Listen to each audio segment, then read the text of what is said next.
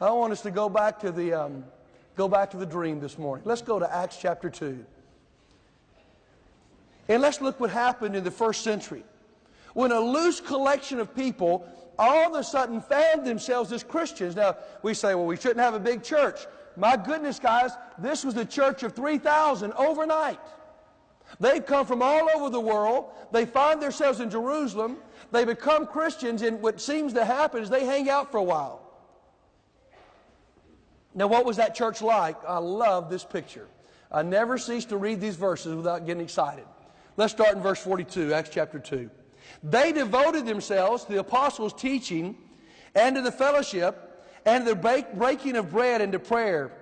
Everyone was filled with awe, and many wonders and miraculous signs were done by the apostles. All the believers were together and had everything in common. Selling their possessions and goods they gave to anyone as he had need. Every day they continued to meet together in the temple courts. They broke their bread in their homes and ate together with glad and sincere hearts, praising God and enjoying the favor of all the people. And the Lord added to their number daily those who were being saved. Now, what a contrast from the kind of society and the kind of churches that we build in America today, the kind of church we see back here. You see, my challenge for us today is for us to restore the closeness of that first century church. What was that church like? You know, I read these verses and I underline a few words. They were devoted, they were together, they were glad, they were sincere, they were praising God. I mean, that church was an exciting place to be. Man, those guys weren't loosely connected.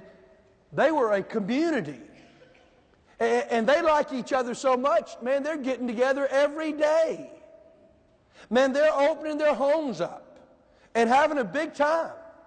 And they're praising God. And because of that atmosphere, it seems almost natural, the church begins to grow. Now, here's the question. Number two, could it happen again? I mean, is it possible in our culture? Oh, I know we can't exactly duplicate the circumstances here. That's not what I'm asking for.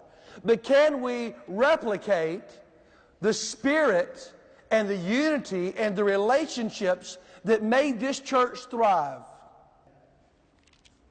What would it take for us to once again restore church to that place of community? You see, friends, we can sit here and I can give you a lot more statistics about what's happened in our culture, and we can even get a little upset about that. Families don't live close together hardly at all. Neighborhoods aren't close. You don't even know the names of your neighbors. A lot of things have changed, and we could get really upset about that. Or, listen, we could say this may be the greatest opportunity God's people have ever had. Why? Because the church is the one organization on the face of the earth that's built on relationships. It's all about your relationship with God, and it's all about our relationships with each other. Everybody needs people. And there's something that happens dynamically in someone's life when they've got people in their life. So let's give this definition and sort of break it down before we do a little bit more discussion here. What is a life group? It's a Christian small group. A Christian small group is an intentional, face-to-face gathering of 5 to 15 people on a regular time schedule with the common purpose of growing in Christ, encouraging one another, and reaching out to non-members.